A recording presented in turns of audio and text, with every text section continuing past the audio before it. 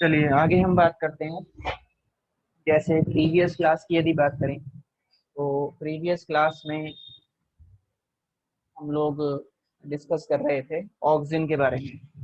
तो एक phyto hormone auxin के बारे में हमने डिस्कस किया था और उसमें हमने ऑक्सिन का नेचुरल फॉर्म, सिंथेटिक फॉर्म जो ऑक्सिन की हैं वो हमने पढ़ ली थी।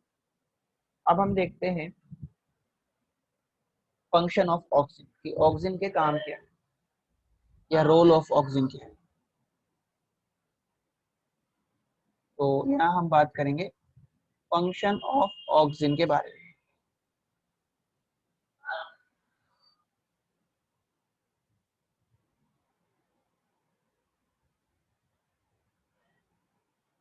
फंक्शंस ऑफ ऑक्सिन, ऑक्सिन के यदि फंक्शन देखें तो ऑक्सिन जो है ये सेल एनलार्जमेंट और सेल इलोंगेशन का काम कराता है।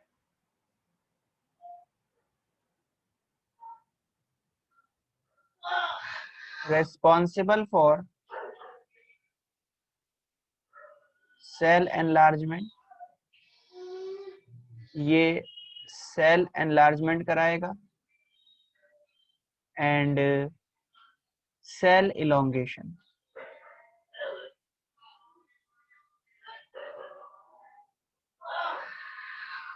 सेल के साइज को बढ़ाता है, इसको इलोंगेट करवाता है। इसके अलावा ऑक्सिन जो है ये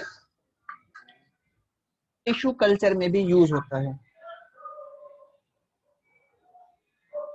यूज्ड इन टिश्यू कल्चर। देखिए ये टिश्यू कल्चर क्या है।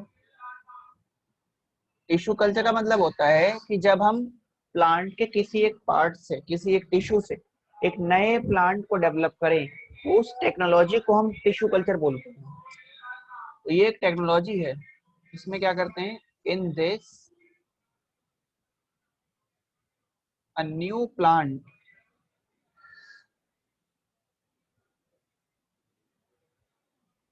इज डेवलप्ड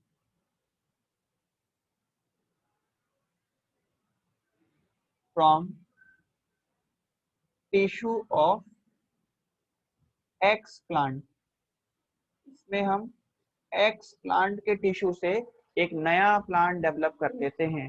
तो इसको करने के लिए भी हमें ऑक्सिन की हेल्प लेनी पड़ती है। हम उसमें ऑक्सिन ऐड करते हैं, ऑक्सिन उस टिश्यू से रूट डेवलप करवा देता है। तो जब रूट फॉर्मेशन होगी तो एक नए प्लांट की फॉर्मेशन हो जाएगी यहाँ पे। तो इसका मतलब जो इसका नेक्स्ट यूज है वो क्या है कि ऑक्सिन को यूज किया जाता है रूट फॉर्मेशन के लिए। ऑक्सिन रूट फॉर्मेशन कराता है,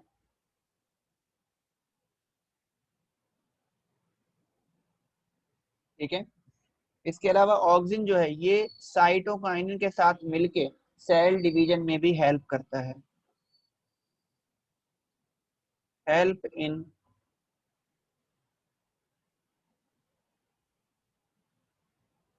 cell division.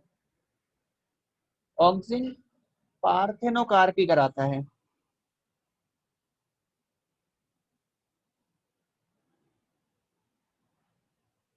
Responsible for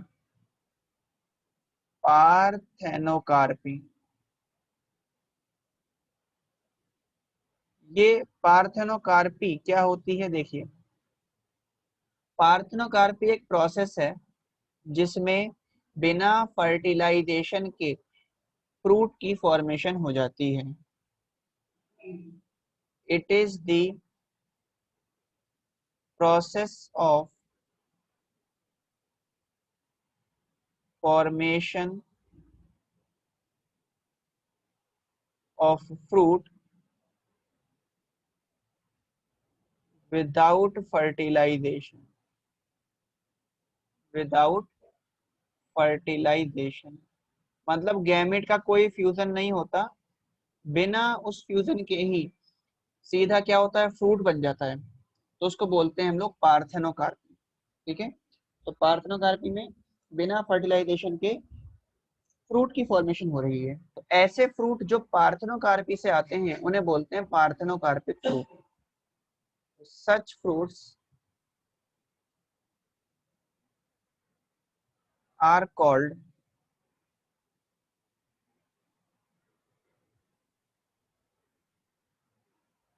parthenocarpic fruits.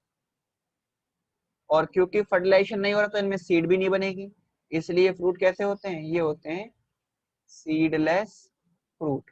तो सीडलेस फ्रूट बनाने में भी ऑक्सिन यूज होता है। ठीक है, एग्जाम्पल देखें इन फ्रूट्स का कौन कौन से हो सकते हैं इसमें। तो एग्जाम्पल के लिए हमारे पास आ जाते हैं, जैसे ग्रेप्स हो गए, बनाना हो गया, जैसे आपका पपाया हो गया, टोमेटो हो गए,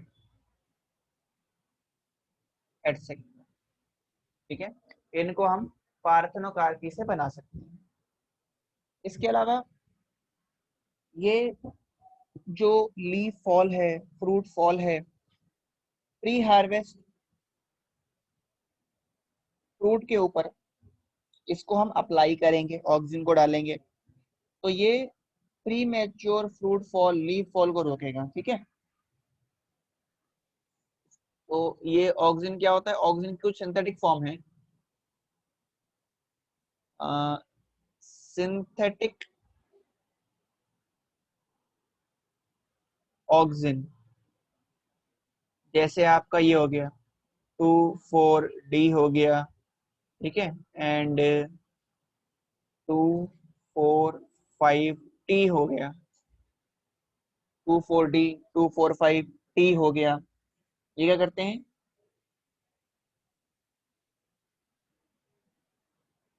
ये यूज किए जाते हैं, use to prevent pre harvest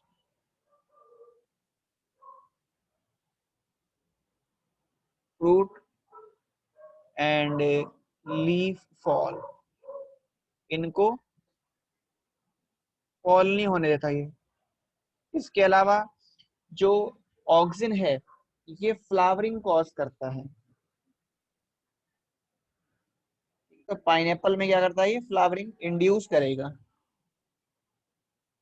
it induce it induce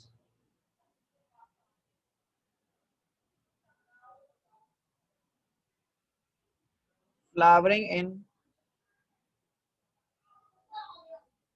pineapple. ये क्या करता है, ये पाइनएप्पल में फ्लावरिंग को इंड्यूस करता है। इसके अलावा ये जो ऑक्सिन है इसको हम वीडीसाइड के रूप में भी यूज करते हैं। वीडीसाइड मतलब ये वीड्स वगैरह को कंट्रोल करने के लिए भी यूज किया जाता है।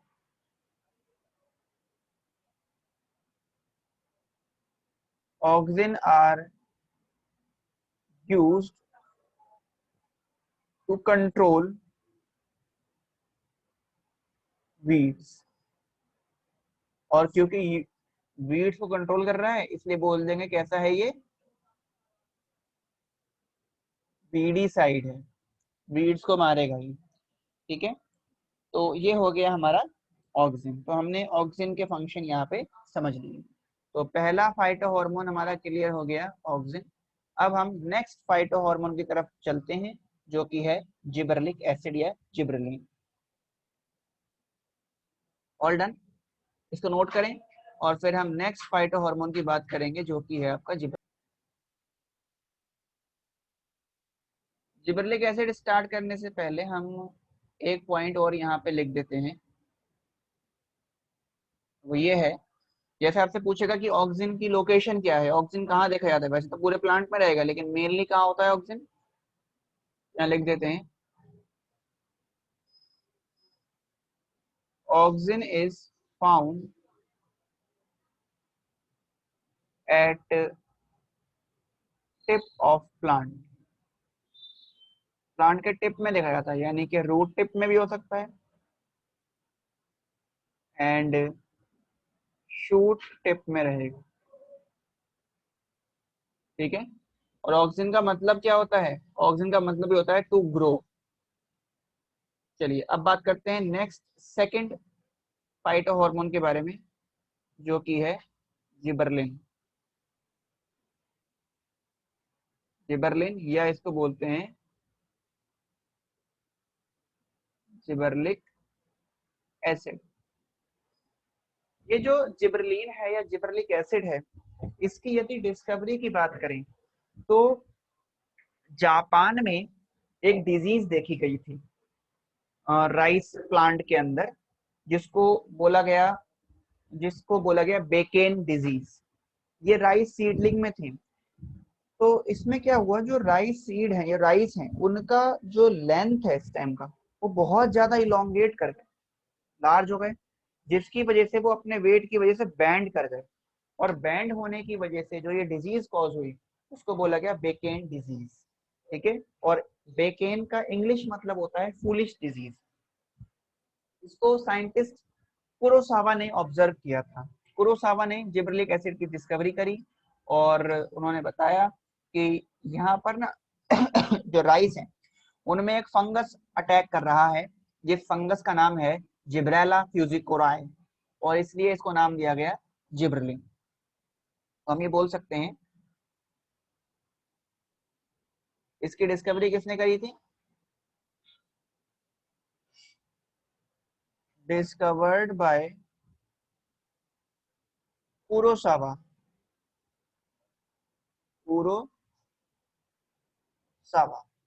ने इसकी डिस्कवरी करी थी। और किसने इसको ऑब्जर्व किया था?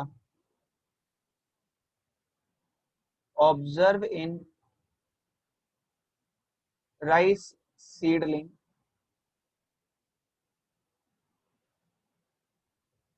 In Japan. ठीक है। ये जो राइस सीडलिंग थे, ये क्या कर रहे थे? Show a disease called bakanae disease.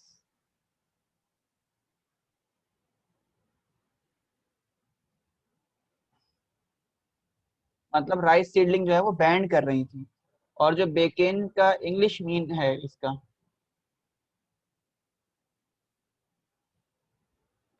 English meaning है इसका फूलिश डिजीज। ठीक है। और ये जो डिजीज है ये किस वजह से हो रही थी? This disease is due to a fungi called Gibberella fujikuroi।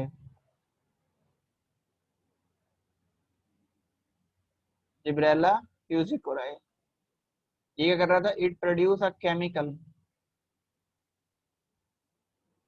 It produce a chemical, जिसको नाम दिया गया,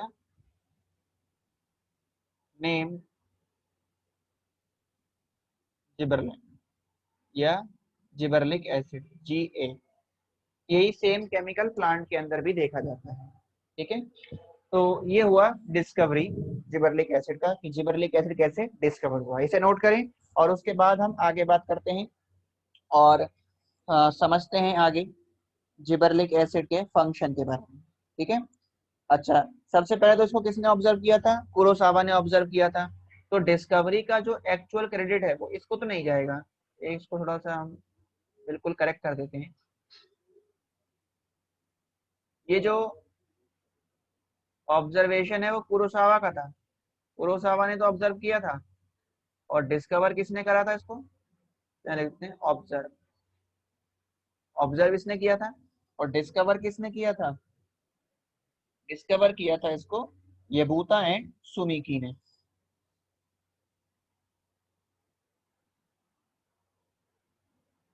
डिस्कवर्ड बाय यबूता है, सुमीकी। कई जगह ना आपको तीनों साइंटिस्ट के नाम भी लिखे हुए मिलेंगे, जैसे यबूता, सुमीकी, इन सबके। राइस प्लांट से यदि पूछेगा किसने इसको आइसोलेट किया, एक्सट्रैक्ट किसने किया राइस प्लांट से, तो आप नाम देंगे कुरोसावा का। तो यहाँ पर एक स्टार मार्क करके हम पॉइंट लिख देते हैं, it is isolated from rice plant by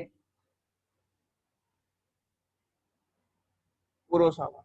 ठीक है, तो ये हो गया हिस्टोरिकल पार्ट जिब्रेलिन का। अब हम जिब्रेलिक एसिड के या जिब्रेलिन के फंक्शन को समझते हैं कि जिब्रेलिन का क्या रोल होता है प्लांट के अंदर, वो क्या क्या काम करता है। ठीक है, ये नोट कर लिया होगा आप सभी ने।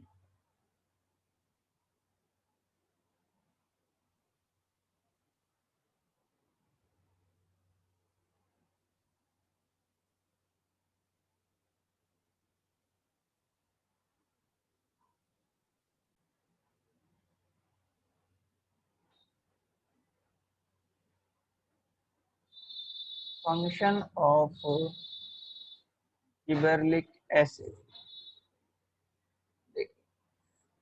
जिबरलिक एसिड के यदि फंक्शन को समझे तो सबसे पहली बात यह है कि ये सेल इलोंगेशन का काम कराता है, कॉजेस सेल इलोंगेशन। ये सेल इलोंगेशन कराएंगे, स्टेम के लेंथ को बढ़ा देते हैं, स्टेम को इलोंगेट करा देते हैं, इसलिए क्या कर रहा है, ये सेल इलोंगेशन करा रहा है।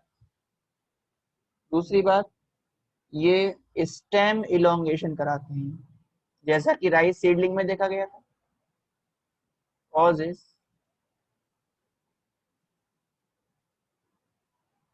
Stem elongation.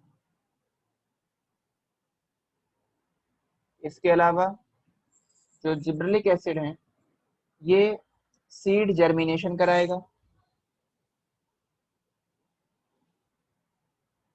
सीड जर्मिनेशन कराते हैं।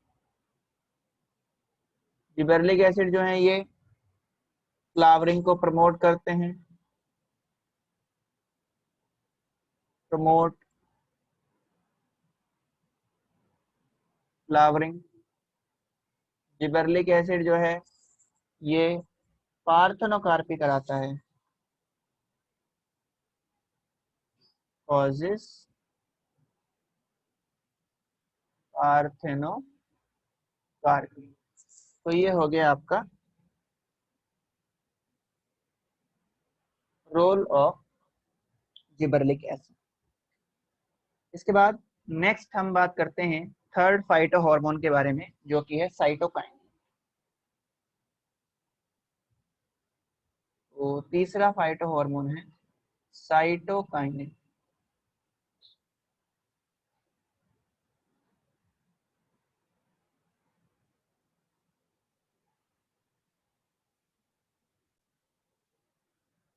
जो ये थर्ड पॉइंट है, ये कहता है कि साइटोकाइनिन सेनेसेंस को डिले कर देता है, मतलब प्लांट की एजिंग नहीं होने देता। और इसको एक इफेक्ट से, एक एक्सपेरिमेंट से एक्सप्लेन किया गया, और उसको बोला जाता है रिकमॉन्ड लैंग इफेक्ट। ये साइंटिस्ट रिकमॉन्ड ने किया। इन्होंने दो लीफ ली, एक ए और एक बी। एक लीफ को तो इन्होंने ऐसे ही छोड़ दिया, किसी सॉल्यूशन में नहीं डाला।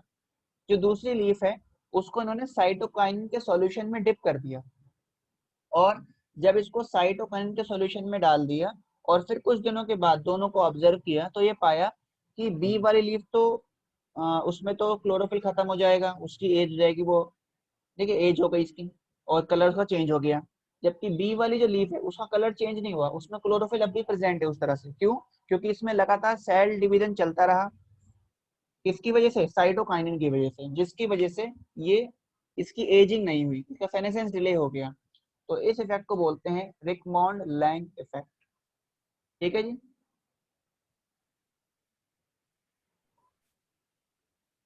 समझ गए? चलिए नेक्स्ट क्लास में इससे आगे हम बात करेंगे और नेक्स्ट फाइटो हार्मोन शुरू करेंगे, इथाइलिन। Thank you sir.